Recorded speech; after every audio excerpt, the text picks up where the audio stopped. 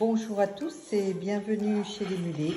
Aujourd'hui, je vous présente la recette de ma quiche Lorraine, une pâte brisée, une garniture avec des lardons fumés et des dés de jambon, une crème à base d'œufs et de crème fraîche, un petit peu de gruyère râpée et quelques tomates puisque c'est la saison de la tomate.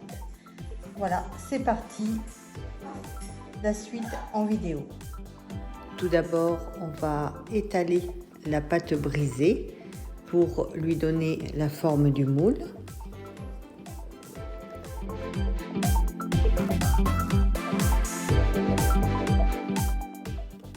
Une fois que la pâte est bien installée dans le moule, on va venir piquer la pâte avec une fourchette et on réserve au frigo pendant une trentaine de minutes. Pendant ce temps, on préchauffe le four à 180 degrés, chaleur tournante. Il nous faudra pour la garniture donc 4 tranches de lard fumé, un talon de jambon. On découpe le lard en petits dés. Voilà ce que ça donne, à peu près la quantité, 4 tranches. On fait pareil, on coupe en petits dés le talon de jambon.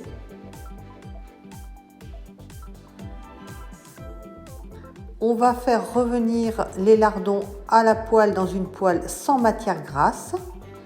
Pendant ce temps, on va préparer la crème avec 4 œufs et de la crème fraîche épaisse, donc à 40% de matière grasse.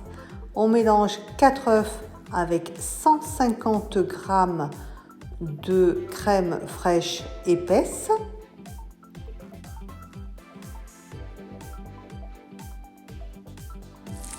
On surveille la cuisson des lardons.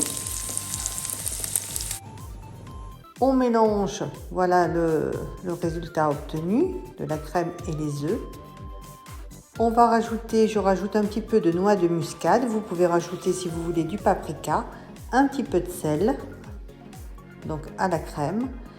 J'ajoute 2 tomates, donc on les coupe en rondelles pour pouvoir les disposer à la surface de la quiche.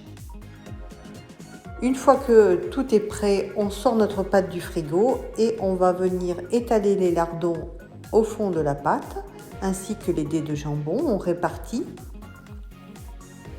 sur toute la surface.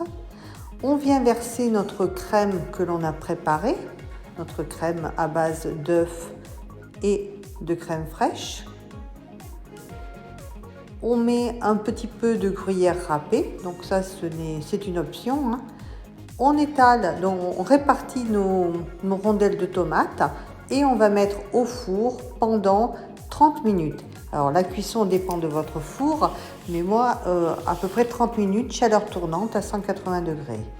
La cuisson est à présent terminée.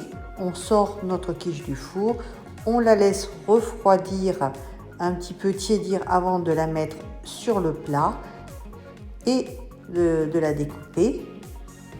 Cette quiche peut se manger tiède ou froide avec comme accompagnement une petite salade. J'espère que cette vidéo vous aura plu et je vous dis à très bientôt. Merci de votre fidélité.